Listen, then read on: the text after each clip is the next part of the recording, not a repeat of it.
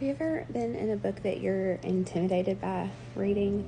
That's kind of where I'm at right now with going through Isaiah. I have not spent this much time in this book ever, really.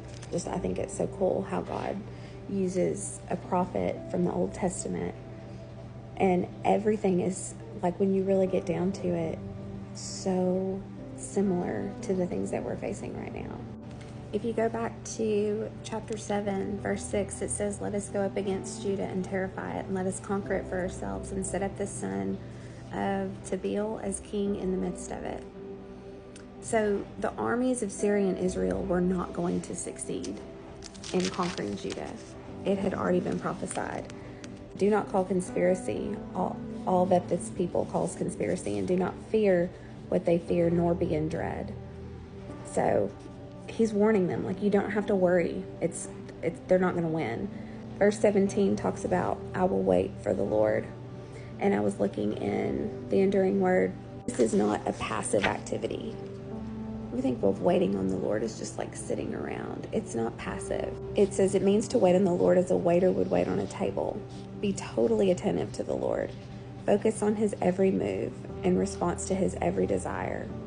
Wait on the Lord instead of your enemies. We worry so much about things that we have no control over. Going on in this book, it talks about people who start seeking out of this fear and panic, out of all this anxiety. They start seeking things that are dark. They start seeking, witchcraft, all these things that are not of God. Chapter 8, verse 19, "And when they say to you, inquire of the mediums, and should they inquire of the dead on behalf of the living?" He's like, no, why would you go to the dead? Come to the living word. This word is alive. It's the only book that you're ever going to pick up in your life that is a living word. And I can attest to this because there are things that I will read, and the first time I read it, I get something totally different, and I might read it 5 years later and like, wait, how did I not see this before? It's because it's a living word. God is moving in us, and he's moving through his word. And so when we start thinking, gosh, I'm not hearing from God, I don't know what he wants me to do, open up this book.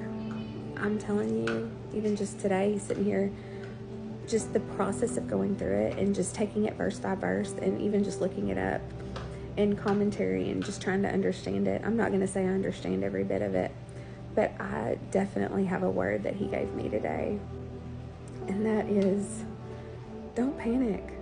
God's got this. Like, that's what I'm taking from it today.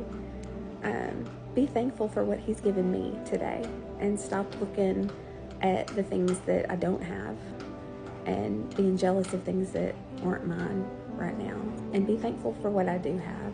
Everything that I have today is something that I had prayed for years, to have access to God's word. If I had nothing else in life, I have his living word. Process of seeking what he's trying to tell me, I think, also brings me closer to him, because it's like, Lord, I'm seeking you. I may not understand it all. My little human brain is only going to probably be able to understand this much of it, but that time that I'm spending digging in and attending to him, that is waiting on the Lord. So it's not passive. It is very much an active thing. And I feel connected with him when I do that.